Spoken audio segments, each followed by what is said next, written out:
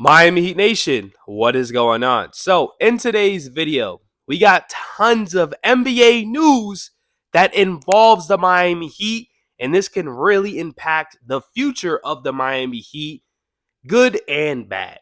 Now, before we do start today's video, if you guys enjoy Miami Heat content, we do upload every single day.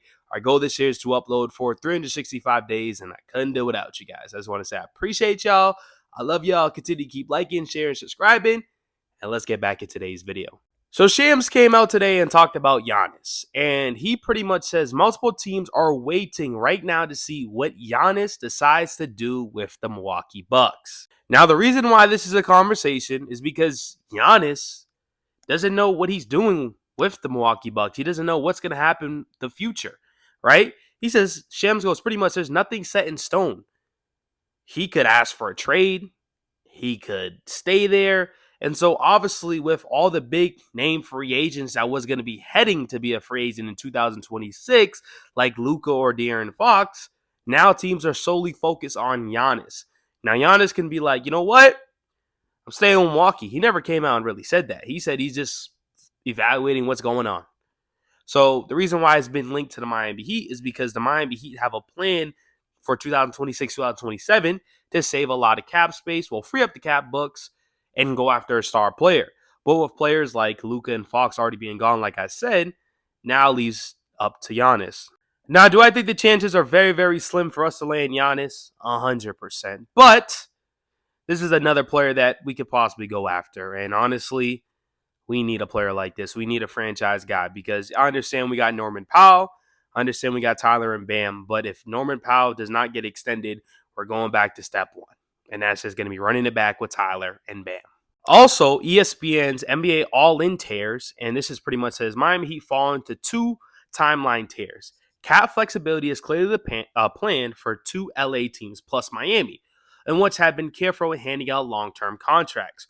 All three have realistic paths to max level cap space next summer, but are more likely to clear the books in 2027 when multi-year MVPs Giannis and Jokic become unrestricted free agents bearing extensions. So that's the big thing, bearing extensions, because free agency just doesn't exist no more, and that's why the Miami Heat have to make trades. A lot of these players are getting extended, and then they get traded.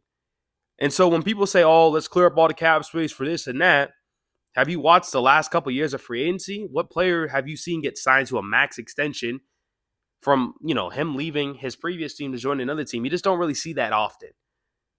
And so we'll see what happens with this. But, the future can be very, very bright, or the future can just be very dim. Now, Trae Young, Ja Morant are the only stars, technically, left in the 2026 free agency, and Ja has been linked to Miami if Grizzlies choose to trade him.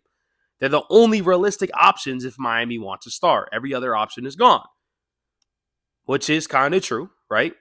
We all know Trae Young would be a perfect fit for this Miami Heat team. I've been saying that. Defensively, I don't even care no more, to be honest with you. I'm not even going to be picky no more. To have a player like Trae Young, he'll make Bam Adebayo's life easier, right? Player like Ja Morant, not the biggest fan of him. I don't think it would be a good fit to have Ja, Tyler, and Bam. I really don't. But then again, if we're going to trade him, we'll trade for him or sign him in free agency. If that's the case, I don't think that will happen. Ja's not going to be a free agent. This is all going to be trade. I'm interested to see which goes for less. You know what I mean? I think both teams are definitely going to tax them for sure. But I do think Heat Culture does have a point. He's talking about Trae and Ja. I do think Giannis, you can kind of throw him in there. He's going to be in the lower end because it's going to be harder. But, we'll see what happens. I'm very curious to see what point guard would you rather go after, Trae Young or Ja Morant.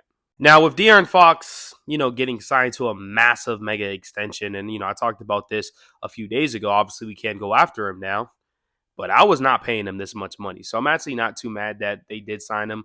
But $51 million, $55 to $59 to $63 million to 2030, that's a lot of money for a player that hasn't even been an all-star 3 times.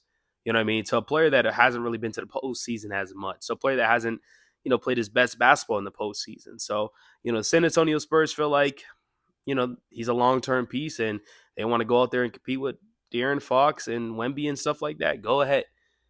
But obviously now the Miami, he have to go elsewhere and look at players like Trae, Ja Morant, and possibly Giannis. Jokic, that's not even realistic. Like if there's a tear, you probably keep Trae and Ja at tier 1. Then you go to tier 2 in Giannis, then Jokic is like tier 5. It's not happening. But very curious to see what you guys think. Your thoughts and opinions on today's video. Has been a very, very slow offseason. Sooner or later, training camps will be here and definitely start kicking it up with Miami Heat content.